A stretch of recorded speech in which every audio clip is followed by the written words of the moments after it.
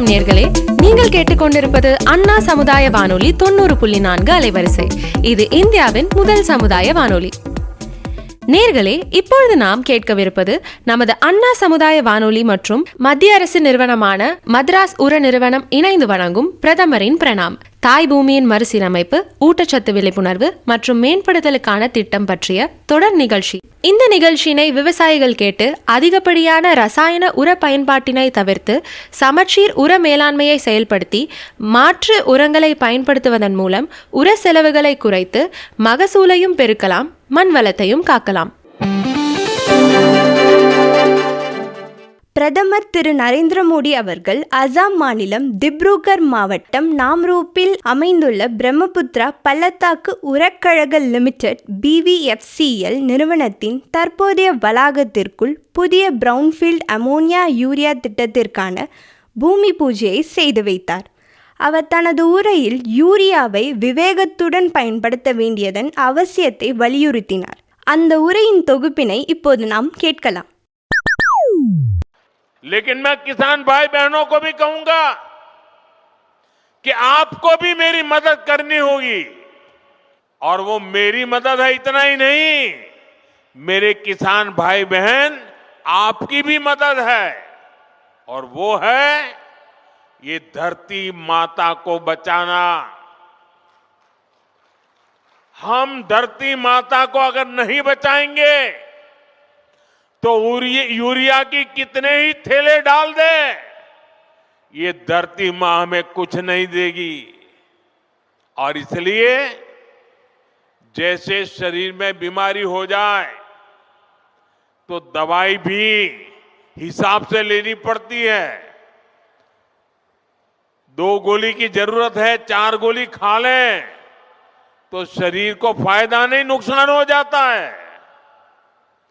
वैसा ही ये धरती मां को भी अगर हम जरूरत से ज्यादा,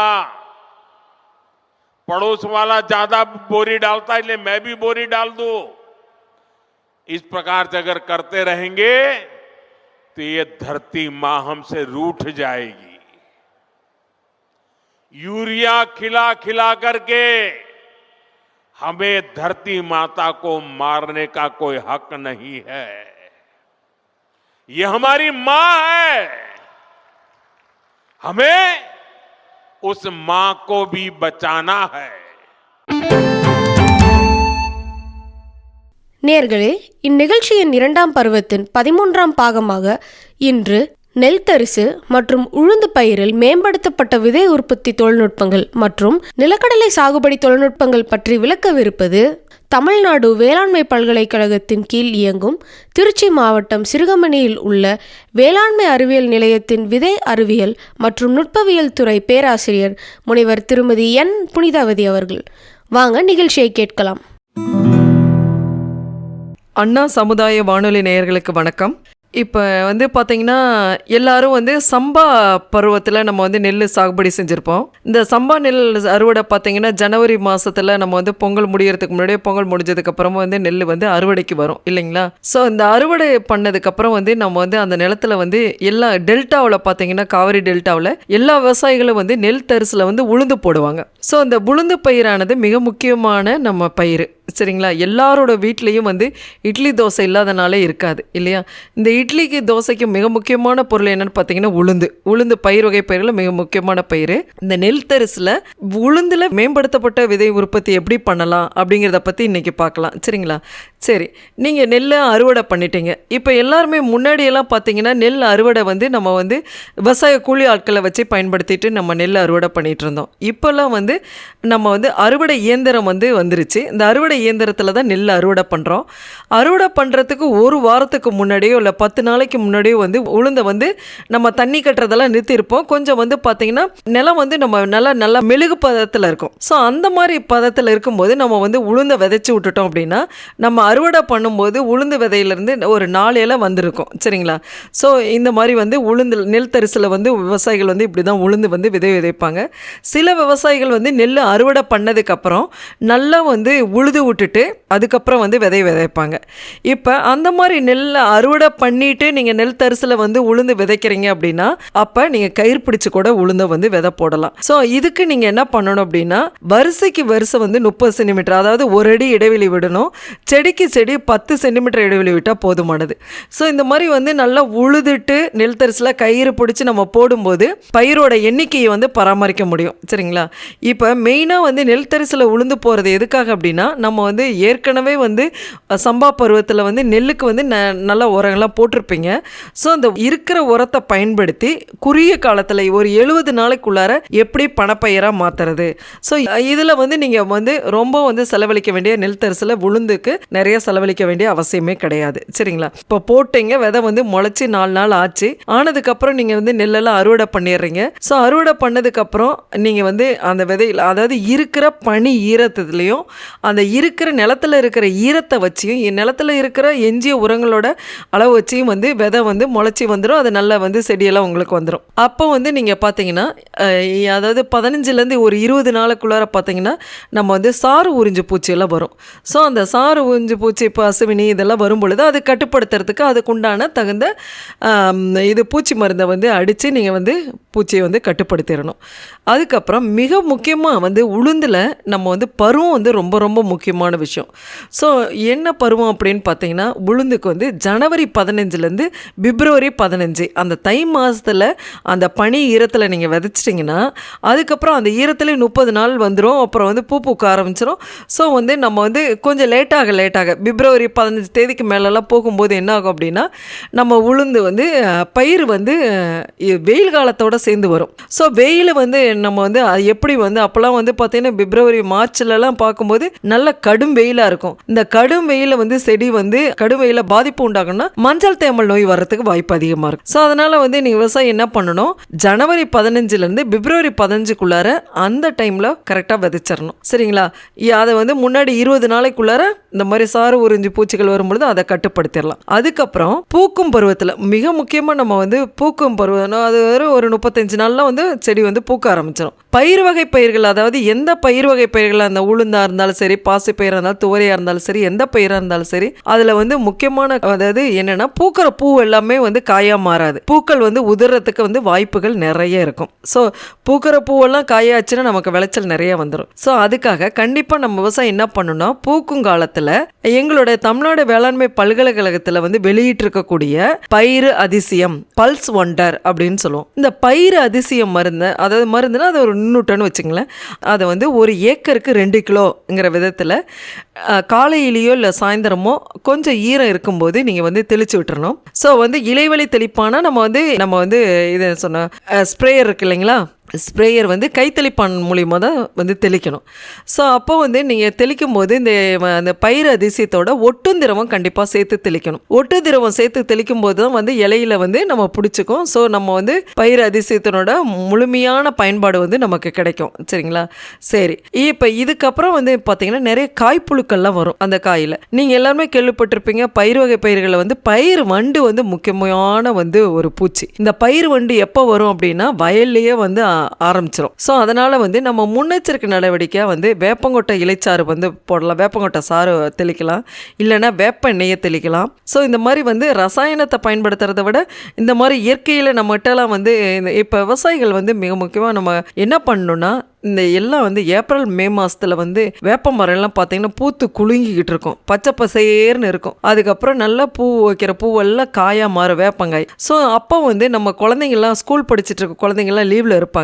ஸோ அந்த கிராமப்புறத்தில் இருக்க குழந்தைங்கள வந்து அவங்கள வந்து பயன்படுத்தி அவங்கள வந்து ஊக்கப்படுத்த விதமாக நீங்கள் வந்து 1 கிலோ பொறுக்கி கொடுத்தா இவ்வளோ காசு அப்படின்னு கொடுத்தீங்கன்னா குழந்தைங்களும் ஆர்வமாக வந்து வேப்பங்கொட்டையை பொறுக்கி கொடுப்பாங்க. ஸோ அவங்களுக்கும் அதை வந்து படிப்பு செலவுக்கு உதவும். ஸோ வேப்பங்கொட்டையை நீங்கள் பொறுக்கி எடுத்து நல்லா வந்து அதை அதாவது நம்ம வந்து வண்டி போகக்கூடிய ரோட்லலாம் போட்டிங்கன்னா நல்லா அடித்து நல்லா நொறுங்கி போயிடும். ஸோ அதை எடுத்து நீங்கள் ஊற வச்சுட்டு வேப்பங்கொட்டை சாரை வந்து தெளிக்கலாம். அப்புறம் வந்து வேப்பம் புண்ணாக்கு கூட நம்ம வந்து ரெடி பண்ணிக்கலாம்.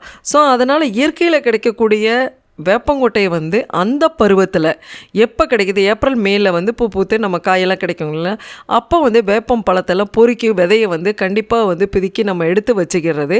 அந்த வருஷம் முழுவதும் நம்மளோட எந்த பயிர் நீங்கள் பண்ணிங்களாலும் சரி, அந்த பயிருக்கு வந்து ஒரு தடவை வந்து கைத்தளிப்பானில் ஸ்ப்ரே கொடுத்துட்டிங்கன்னா வேப்பங்கொட்டை சாரோ இல்லை வந்து இது வேப்பம் முன்னாக்கோ எதுவோ ஒன்று, வேப்ப எண்ணெயோ இந்த மாதிரி போடும்போது நம்மளோட பயிரை வந்து பூச்சியிலேருந்து நம்மளால் காப்பாற்ற முடியும். சரிங்களா? அதுக்காக நீங்கள் நிறைய செலவு பண்ண வேண்டிய அவசியம் இல்லை. சரிங்களா? இது வந்து நான் சொன்னேன், உளுந்து வந்து வெறும் 70 நாள் பயிர் தான், 70லேருந்து 75 நாள் பயிர் தான். ஆனால் 75 நாள் அந்த வந்து 3 மாதம் கூட கிடையாது. ஸோ 75 நாளில் வந்து நமக்கு 3 மாதத்தில் வந்து நல்ல வந்து நமக்கு வந்து நல்ல விளைச்சல் கிடைக்கும்.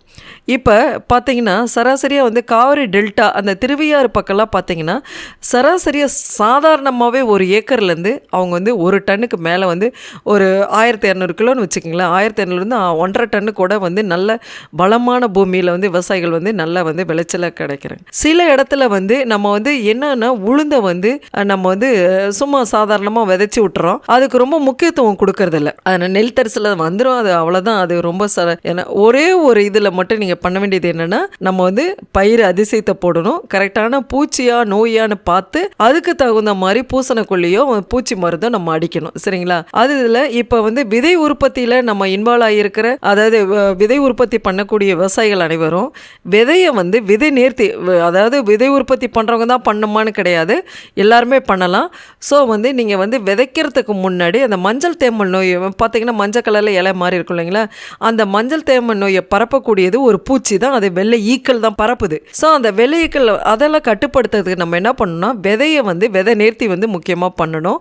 ஸோ இந்த விதை நேர்த்திக்கு வந்து இமிடாக்ளோஃபிரிடுன்னு ஒரு ரசாயன பூச்சிக்கொல்லி மருந்து, இமிடாக்ளோஃபிரிடு.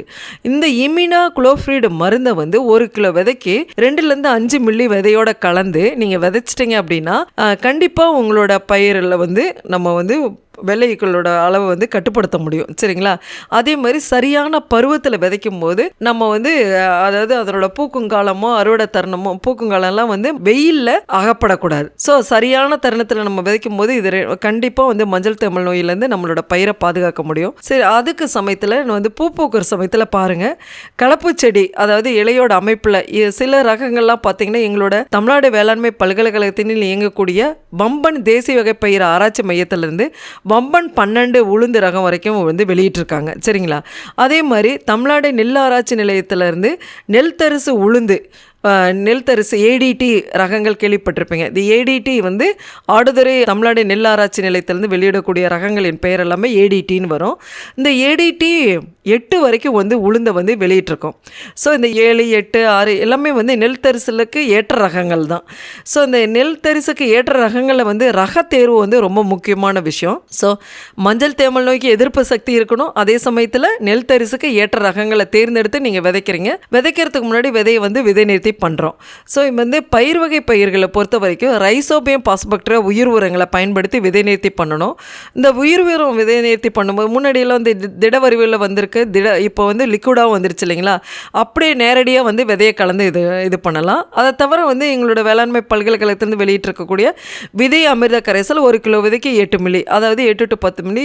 இது வந்து பார்த்தீங்கன்னா 1 ஏக்கருக்கு ஒரு டப்பாங்கிற அளவில் வந்து இருக்கும். ஸோ அந்த 80 மில்லியும் வந்து 1 ஏக்கருக்கு விதையோட நான் கலந்துட்டு நெல்லுக்கு எப்படி சொன்னோன்னா அதே மாதிரி இந்த விதைக்கும் நீங்கள் கலந்துட்டு விதையை வந்து நேரடியாக வந்து நம்ம விதைச்சிக்கலாம். சரிங்களா? ஸோ அதனால் வந்து இப்போ வந்து இந்த விதை அமிர்த கரைசல்லாம் விதை நேர்த்தி பண்ணுறதுனால நான் சொன்னேன் வறட்சியை தாங்கும், விளைச்சலை நம்மளுக்கு கூடுதலாக கிடைக்கும். அது மட்டும் இல்லாமல் வேர்களோட எண்ணிக்கை அதிகமாகும், நாற்று வந்து முளைச்சி வரும் பொழுது நல்ல வீரியத்தோடு வரும். சரிங்களா? சரி, இந்த மாதிரி விதை நேர்த்தி இமிடாக்ளோஃபிரிடில் பண்ணுங்கள், அதுக்கப்புறம் உயிர் உரங்களை பண்ணுங்கள், விதைங்க, சரியான இடைவெளியில் விதைச்சிருங்க. அதாவது நெல்லை உழுதுட்டு விதைக்கும் போது. ஸோ உழுதாமல் வந்து நெல் தரிசில் அப்படியே விதையை போட்டிங்கன்னா முன்னாடியே ஒரு 10 நாள் இருக்கும்போது அறுவடை பண்ணுறதுக்கு நம்ம வந்து தருணத்தை முடிவு பண்ணியிருப்போம். 10 நாளைக்கு முன்னாடியே நீங்கள் விதையை விதைச்சி விட்ருங்க. சரி, அந்த 35வது நாளில் நம்ம பூ பூக்கும் தருணத்தில் நான் சொன்னேன் கண்டிப்பாக வந்து பயிர் அதிசயத்தை வந்து நீங்கள் அடிக்கணும். இப்போ சப்போஸ் உங்களுக்கு பயிர் அதிசயம் உங்களால் வாங்க முடியலன்னா அடுத்த கட்ட நடவடிக்கை டிஏபி கரைசல். இந்த டிஏபி கரைசலில் வந்து 4 கிலோ 1 ஏக்கர் 10 லிட்டர் தண்ணியில் 4 கிலோ வந்து முதல் நாள் நைட்டே வந்து ஊற வச்சிடணும். சரிங்களா? ஊற வச்சுட்டு அடுத்த நாள் காலையில் நல்லா வந்து கலக்கி விட்டுட்டு மேலே இருக்க தெளிஞ்ச தண்ணி மட்டும்தான் எடுத்துக்கணும். தயவுசெய்து அடியில் இருக்கிற அடி மண்டெல்லாம் இருக்குது பார்த்தீங்களா, நல்லா வந்து கெட்டியாக இருக்கும். அதை பயன்படுத்திடாதீங்க. ஏன் பயன்படுத்திடாதீங்கன்னு சொல்கிறேன்னா, அதில் வந்து அடர்த்தி அதிகமாக இருக்கும். அடர்த்தி அதிகமாக இருக்குன்னா என்ன ஆகும் அப்படின்னா, செடியெல்லாம் கருகி போயிடும். ஸோ அதனால் மேலே இருக்க தெளிஞ்ச தண்ணி தான் எடுத்துக்கணும். டிஏபி 4 கிலோவை 10 லிட்டர் தண்ணியில் முதல் நாள் நைட்டே ஊற வச்சுறீங்க. காலையில் எடுத்துட்டு அதோட 1 கிலோ பொட்டாசு, அதுக்கப்புறம் 40 மில்லி வந்து ப்ளனோஃபிக்ஸு. ப்ளனோஃபிக்ஸுங்கிறது என்ஐஏன்னு சொல்லுவோம். NIA naphthalene acetic acid. இது வந்து பார்த்திங்கன்னா பூக்கள் கொட்டாமல் இருக்கிறதுக்கு. ஏன்னா பயிர் வகை பயிர்களை பொறுத்த வரைக்கும் பூக்கள் எல்லாமே பூக்கிற பூவெல்லாம் காயாக மாறாது. பூக்கள் வந்து கொட்டுற தன்மை வந்து அதிகமாக இருக்கும். ஸோ அந்த பூக்கிற பூவை வந்து நிலைநிறுத்தி வைக்கிறதுக்கு பயிர் அதிசயத்தை பயன்படுத்த முடியாத விவசாயிகள் இந்த டிஏபி கரைசலை வந்து தயார் பண்ணி இந்த மாதிரி இன்னும் 4 கிலோ 10 லிட்டர் தண்ணியில் கரைக்கிறீங்க. அடுத்த நாள் தெளிஞ்ச தண்ணி மட்டும் எடுத்துக்கிறீங்க. அதோட 1 கிலோ பொட்டாசு, இல்லைன்னா 2 கிலோ கூட பொட்டாஸ் போட்டுக்கலாம், ஒன்றும் பிரச்சனை இல்லை. பொட்டாஸ் போடுறீங்க, ப்ளனோஃபிக்ஸை 40 மில்லி போடுறீங்க. இந்த எல்லாம் கலந்துட்டு ஒட்டுந்திரவம் சேர்த்து நல்லா வந்து வெயில், உச்சி வெயிலெல்லாம் அடிச்சிடக்கூடாது, சரிங்களா? கைத்தெளிப்பான் கொண்டு காலையிலேயோ மாலை நேரத்தில் வயலில் கொஞ்சமாவது ஈரத்தன்மை இருக்கணும், அந்த சமயத்தில் அடிச்சு விட்ருங்க. அப்போ பூக்கிற பூக்கெல்லாம் காய்களாக மாறிடும், சரிங்களா? இந்த சின்ன சின்ன தொழில்நுட்பங்கத்தில் பயன்படுத்தி நம்ம விவசாயிகள் வந்து நம்ம நிறைய லாபம் பார்க்கலாம். சரி, நீங்கள் வந்து நான் சொன்ன மாதிரி விதை நிறுத்தி பண்ணிட்டீங்க, பயிர் அதிசயத்தை அடிச்சிட்டிங்க. அடித்ததுக்கப்புறம் பார்த்தீங்கன்னா திரும்ப வந்து நீங்கள் வந்து அறுவடை பண்ண போகிறீங்க. அறுவடை பண்ணும்போது செடியை ஃபுல்லாகவே வந்து பிடிங்கிட்டு அதில் ஏதாவது கலப்பு செடி இலையோட அமைப்புலேயோ இல்லை காயோட நீளத்துலேயோ அதனோட காய் மேலே நம்ம வந்து உளுந்து விதையில் வந்து காயில் வந்து உரோமங்கள் இருக்கும், உரோமங்கள் அளவில் இதெல்லாம் பூக்கும் காலத்துலலாம் வச்சு கலப்பு செடி ஏதாவது இருந்ததுன்னா அதெல்லாம் எடுத்து போட்டுட்டு நம்ம வந்து எடுத்தணும். அதே சமயத்தில் விவசாயம் முக்கியமாக கவனிக்கணும், இந்த மஞ்சள் தேமல் நோய் வந்து செடி இருக்கும் பார்த்தீங்களா, ஒரு இலை 2 இலை மஞ்சளாக மாறுதில்ல, அப்பயே அந்த செடியை வந்து பிடுங்கி நல்லா ஒரு குழியை தோண்டிட்டு அதுக்குள்ளார புதைச்சிடணும். அப்படியே வந்து வயலில் போட்டுட்டு போகக்கூடாது. ஏன்னா அது வந்து நச்சுயிரி, வைரஸ்ஸு. இப்போ எப்படி கொரோனா காலத்தில் வந்து ஒருத்தருக்கு வந்து நம்ம கொரோனா இது பாதிப்பு இருந்ததுன்னா பக்கத்தில் இருக்கவங்கள பரவுச்சு இல்லைங்களா, அது மாதிரி அதை வந்து பரப்புனது ஒரு வைரஸ் தான், நச்சுயிரி. அதே மாதிரி இதுவும் இந்த நச்சுயிரி வந்து நம்ம நோயை பரப்பிடும். அதனால் ஒரு செடி ஒரு இலை மாறும்போதே விவசாயிகள் வந்து எடுத்து நம்ம வந்து மண்ணில் வந்து புதைச்சி வச்சிடணும். ஏன்னா அதில் இருக்க நச்சுயிரி காற்று மூலிமா பரவி நம்ம வயலில் இருக்க எல்லா செடியுமே வந்து பாதிப்பை உண்டாக்கிறோம், சரிங்களா? அதை முக்கியமாக பண்ணிடுங்க. அதுக்கப்புறம் சரியான பருவத்தில் பண்ணிங்கன்னா இந்த மஞ்சள் தேமல் நோயிலேருந்து நம்ம பயிரை வந்து காப்பாற்ற முடியும். அறுவடை பண்ணும்போது நீங்கள் செடியை வந்து ஃபுல்லாக வந்து பிடுங்கி எடுத்துகிட்டு நீங்கள் அறுவடை பண்ணுறீங்க. அந்த அறுவடை பண்ணும்போது விதைக்காக எடுத்து வைக்க போகிறீங்க அப்படின்னா அதை வந்து சும்மா வந்து நம்ம குச்சி, மூங்கில் குச்சி இருக்கு இல்லைங்களா, அதில் தட்டி எடுங்க. டிராக்டர் விட்டோ, அப்போ வந்து டிராக்டர் விட்டெல்லாம் நம்ம அடித்தோம் அப்படின்னா விதையில் வந்து விதை காயங்கள் ஏற்படும். இந்த காயம் வந்து பெருசாக வந்து கண்ணுக்கெல்லாம் தெரியாது, ரொம்ப ரொம்ப மிக சிறிய துல்லியமாக இருக்கும். ஸோ அந்த விதை காயங்கள் ஏற்படும் போது விதை வந்து சரியான முளைப்பு திறன் இல்லாமல் போயிடும். அதனால் சரியான தருணத்தில் வந்து நம்ம அறுவடை பண்ணோம். அறுவடை பண்ணதை வந்து நல்லா வந்து இந்த மாதிரி மூங்கில் குச்சி தட்டி எடுத்து அப்படியே செடியை வந்து ஒரு சிமெண்ட் தரையில் கூட போட்டு தட்டி எடுத்து விதையை வந்து நல்லா காய வச்சு 8% ஈரப்பதத்துக்கு வந்து குறைச்சிட்டேன். அதை நான் சொன்ன மாதிரி விதையை எடுத்து 2 பல்லுக்கு நடுவில் கடிச்சிங்கன்னா கடுக்குன்னு சவுண்ட் வந்து சரியான ஈரப்பதத்தில் இருக்குன்னு அர்த்தம். விதையை எடுத்து சேமித்து வச்சுக்கணும். ஸோ இந்த சேமித்து வச்ச விதையை வந்து நீங்கள் வந்து அடுத்த பருவத்துக்கு கூட பயன்படுத்திக்கலாம். எந்த விதையாக இருந்தாலும் சரி, அதனோட காலாவதி பீரியட் வந்து பார்த்திங்கன்னா ஒரு 9 மாதம் வரைக்கும் தான் அந்த காலாவதி இருக்கும். 9 மாதத்துக்கு மேலே அந்த விதையை நம்ம பயன்படுத்தக்கூடாது, சரிங்களா? சப்போ வந்து சரியான முளைப்புத்திறன் இருந்ததுன்னா, இப்போ வந்து உளுந்து பாசிப்பயிரெலாம் பார்த்திங்கன்னா 100 விதை போட்டிங்கன்னா அட்லீஸ்ட் வந்து ஒரு 75 விதையாவது முளைப்புத்திறனோடு இருக்கணும். ஸோ அப்போ தான் வந்து சரியான பயிர் எண்ணிக்கையை வந்து நம்ம பராமரிக்க முடியும். அதனால் விவசாயிகள் அனைவரும் நெல் தரிசில் கண்டிப்பாக சரியான பருவத்தில் விதைங்க, சரியான ரகத்தை தேர்ந்தெடுங்க. ரகத்தை தேர்ந்தெடுக்கும் போது சான்றட்டெல்லாம் இருக்கான்னு பாருங்க. அது மட்டும் இல்லாமல் விதையை நேர்த்தி வந்து பண்ணுங்கள். பயிர் அதிசயத்தை வந்து நீங்கள் வந்து தெளிங்க. சரியான தருணத்தில் விதையை காய வச்சு எடுத்து வச்சுக்கோங்க. இந்த சொன்ன ஒரு 5-6 தொழில்நுட்பத்தை வந்து கரெக்டாக கடைப்பிடிச்சிட்டு வந்தீங்கன்னா கண்டிப்பாக நல்ல விதையில் வந்து, அதாவது உளுந்தில் வந்து விளைச்சல் கிடைக்கும். விளைச்சல் கிடைக்கிறதுனால வந்து நம்ம வந்து நல்ல வந்து லாபத்தை வந்து பார்க்க முடியும் விவசாயிகள், சரிங்களா? இப்போலாம் வந்து மார்க்கெட்டில் பார்த்திங்கன்னா கிலோ வந்து இப்போ கொஞ்சம் விலை குறைஞ்சிருக்கு, 60-70 ரூபாய்க்கு ஒரு கிலோ விழுந்து போகுது. ஆனால் வந்து அடுத்த வருஷம் கண்டிப்பாக விலை ஏறத்துக்கு வாய்ப்புகள்லாம் நிறைய இருக்குது. அதனால் வந்து கண்டிப்பாக விவசாயிகள் வந்து அனைவரும் நெல் தரிசில் ஒரு 70 நாளில் நீங்கள் ரொம்ப சிரத்தை எடுக்க வேணாம். ஆனால் வந்து லைட்டாக நீங்கள் இந்த மாதிரி சின்ன சின்ன தொழில்நுட்பத்தில் வந்து கடைப்பிடிச்சாவே போதும், நல்ல லாபம் அடையலாம். நம்மளோட அதாவது நீங்கள் தான் வாழும் விவசாயிகள் எல்லாம் வாழும் தெய்வங்கள், சரிங்களா? விவசாயம் உற்பத்தி பண்ணி கொடுத்தா தான் எங்களை மாதிரி இருக்கிற நுகர்வோர்கள் வந்து சாப்பிட முடியும். நல்ல தரமான பொருளை வந்து நீங்கள் உற்பத்தி கொடுங்க. ஸோ அனைவரும் வந்து நல்ல விதை உற்பத்தி பண்ணி வந்து விவசாயத்தில் வந்து நல்ல லாபம் அடையணும் என்றது இத்தருணத்தில் தெரிவித்துக் கொள்கிறேன். நம்ம இது வரைக்கும் வந்து நெல் பார்த்துருக்கோம், உளுந்து பார்த்துருக்கோம், நிலக்கடலை வந்து மிக முக்கியமான எண்ணெய் வித்து பயிர், சரிங்களா? நிலக்கடலை பொறுத்த வரைக்கும் வந்து நம்ம விவசாயிகள் வந்து 3 பருவத்தில் வந்து நிலக்கடலை சாகுபடி செய்கிறாங்க. இப்போ ஆடிப்பட்டத்தில் பண்ணுவாங்க, அப்புறம் வந்து புரட்டாசி கார்த்திகை பட்டத்தில் ஒன்று பண்ணுவாங்க, அப்புறம் சில பேர் வந்து சித்திரை பட்டத்துலேயும் வந்து கடலை வந்து சாகுபடி செய்வாங்க. ஸோ அந்த சாகுபடி செய்யக்கூடிய அந்த நிலக்கடலை பயிர் வந்து மிக முக்கியமான எண்ணெய் வித்து பயிர்னு சொன்னேன். ஸோ எல்லாருக்குமே வந்து நிலக்கடலையில் எண்ணெய் சத்தும் அதில் வந்து புரதமும் அதிகமாக இருக்குது. ஸோ இது முக்கியமாக வந்து எல்லாருக்குமே தேவைப்படுது, வளரும் குழந்தைகளுக்கு. ஸோ தயவு செய்து என்னோட தாழ்மையான வேண்டுகோள் விவசாயிகள் அனைவரும் உங்களோட பேரன் பேத்திக்கு எல்லாம் வந்து கடலை மிட்டாய், நல்ல நிலக்கடலை மிட்டாய் வாங்கி கொடுங்க, சரிங்களா? ஸோ அந்த நிலக்கடலை மிட்டாயில் பார்த்தீங்கன்னா நல்ல வந்து புரோட்டீன் சத்தெல்லாம் அதிகமாக இருக்கனால குழந்தைங்களோட மூளை வளர்ச்சிக்கு வந்து நல்லா பயன்படுது. எள்ளு மிட்டாய் வாங்கி கொடுங்க, நிலக்கடலை வாங்கி கொடுங்க. சரி, இப்போ வந்து இந்த நிலக்கடலையை எப்படி நம்ம வந்து நல்லா உற்பத்தி பண்ணலாம், நிறைய உற்பத்தி பண்ணணும், இதுக்கு நம்ம என்ன தொழில்நுட்பத்தை கடைபிடிக்கலாம் அப்படிங்கிறத பற்றி பார்க்கலாம். நிலக்கடலையை வந்து நீங்கள் வந்து விதைக்க போகிறீங்க அப்படின்னா உளுந்து விதைச்ச என்ன அளவு சொன்னனோ அதே மாதிரி 30க்கு 10 சென்டிமீட்டர், செடிக்கு செடி 10 சென்டிமீட்டரும் 1 அடி இடைவெளி வரிசைக்கு வரிசை இருக்கணும், சரிங்களா? இப்போ நம்ம மானாவரியில் போடுறோம், மானாவரியில் இப்போ ஜூன் ஜூலையில் ஆடி மாதத்தில் வந்து வர மழையை வச்சு மானாவரியாக போடுறீங்க அப்படின்னா மானாவரி பயிருக்கு வந்து நம்ம உரம் எதுவும் போட முடியாது, சரிங்களா? ஸோ இரவை பயிராக அப்படி இருந்தால் மட்டும்தான் நம்ம வந்து உரம்லாம் போட முடியும். இந்த நிலக்கடலை பொறுத்த வரைக்கும் மிக முக்கியமாக நம்ம வந்து உரம் கொடுக்க வேண்டியது வந்து என்னென்னா ஜிப்சம் கொடுக்கணும். இந்த ஜிப்சத்தை எப்போ கொடுப்பீங்க அப்படின்னா பூ பூத்து நம்ம விழுது இறங்கும் பார்த்தீங்களா, அந்த சமயத்தில் ஜிப்சத்தை வந்து நம்ம போடணும். ஒரு ஏக்கருக்கு 150 கிலோ போதுமானது, சரிங்களா? களை வெட்டிட்டு நான் நல்லா மண்ணை அணைச்சி விட்டு செடிக்கு செடி நீங்கள் ஜிப்சம் போட்டு விட்டீங்கன்னா நல்ல விழுது இறங்கும். ஏன்னா நிலக்கடலையில் வந்து அந்த ஜிப்சத்தில் என்ன இருக்குது அப்படின்னா கால்சியம் இருக்குது, சல்ஃபர் இருக்குது. இந்த சல்ஃபர் அந்த சத்து தான் வந்து எண்ணெய் பிடிப்பு தன்மைக்கு மிக முக்கியமான சத்து, சரிங்களா? அதுக்கு வந்து நீங்கள் என்ன பண்ணணும், ஜிப்சத்தை நம்ம வந்து களை எடுத்து விட்டுட்டு மண்ணை அணைச்சி விட்டு நம்ம அந்த சமயத்தில் ஜிப்சம் கொடுத்தீங்கன்னா நல்ல விழுது நிறைய இறங்கி காய்கள் வந்து நிறைய பிடிக்கும். இப்போ நிறைய விவசாயிகள் வந்து நான் சொன்ன மாதிரி விதை நேர்த்தி வந்து முக்கியமாக பண்ணணும்னு சொன்னேன் இல்லைங்களா? எந்த விதையாக இருந்தாலும் சரி, என்னோட மிக மிக தாழ்மையான வேண்டுகோள் விவசாய பெருங்குடி மக்களுக்கு, கண்டிப்பாக எந்த விதையாக இருந்தாலும் சரி நீங்கள் விதைக்கிறதுக்கு முன்னாடி விதை நேர்த்தி முக்கியமாக பண்ணுங்கள்.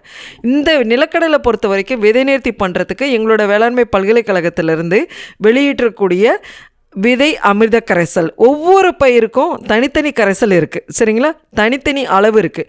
அந்த ஒரு ஏக்கருக்கு 250 ரூபாய் செலவு பண்ணால் போதும். அதனால் கிடைக்கக்கூடிய பலன் வந்து நமக்கு அதிகமாக கிடைக்கும். அதனால் கண்டிப்பாக தயவு செய்து விவசாயிகள் விதை நேர்த்தி பண்ணுங்கள். இந்த விதை நேர்த்தி பண்ணுறதுக்கு நீங்கள் ரொம்ப பெருசாக மெனக்கட வேணாம். நீங்கள் கையில் வந்து கையுறை போட்டுக்கோங்க, தார்ப்பாயை போடுங்க. தார்ப்பாயை போட்டுட்டு நிலக்கடலை விதையெல்லாம் கொட்டி விட்டுட்டு அது மேலே வந்து விதை அமிர்த கரைசலில் ஊற்றி நல்லா வந்து கையில் வந்து ஒரு குச்சியை வச்சு அப்படியே கலக்கிட்டீங்க அப்படின்னா அப்படியே இளஞ்சிவப்பு நேரத்தில், ஏற்கனவே கடலை வந்து நல்ல இளஞ்சிவப்பு கலரில் தான் இருக்கும், இன்னும் கலர் வந்து அதிகமாயிரும், சரிங்களா? 5 நிமிஷத்துக்குள்ளார விதை வந்து எல்லாமே வந்து அந்த விதை அமிர்த கரைசலில் உறிஞ்சி எடுத்து நல்லா காஞ்சிரும். அதுக்கப்புறம் கொண்டு போய் விதைங்க.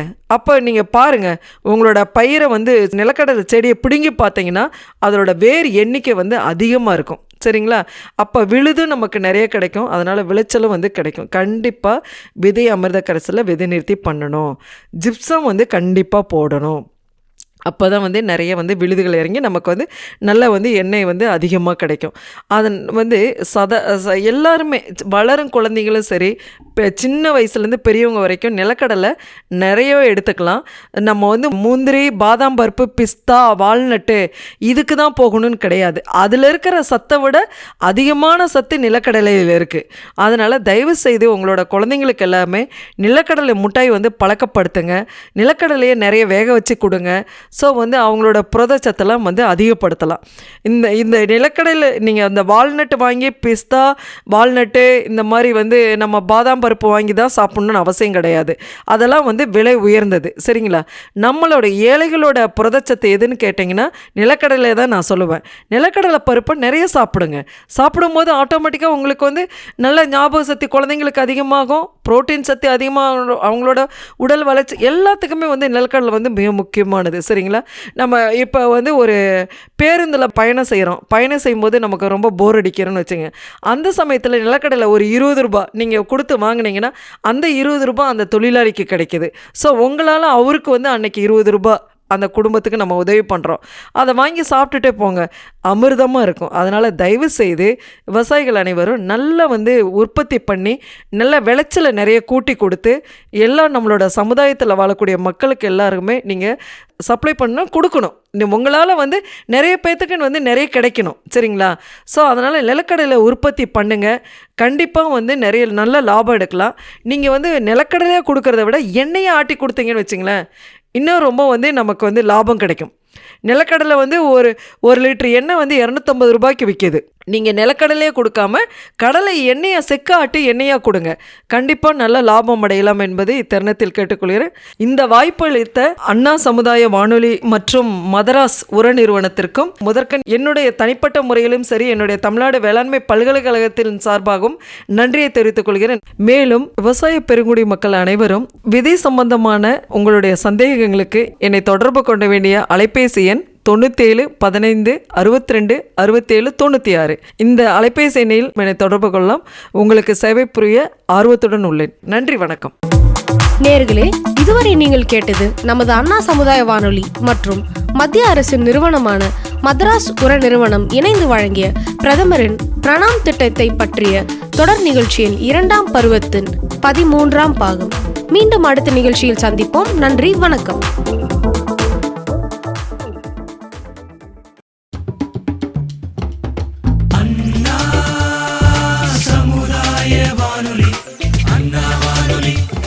சமுதாய வானொலி இது இந்தியாவின் முதல்வரான சமுதாய வானொலி. அண்ணா வானொலி சமுதாய வானொலி. அண்ணா சமுதாய வானொலி.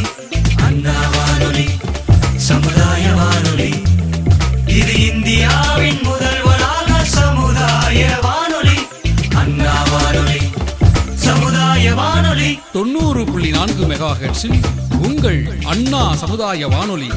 புதிய சமுதாயம் படைப்போம்.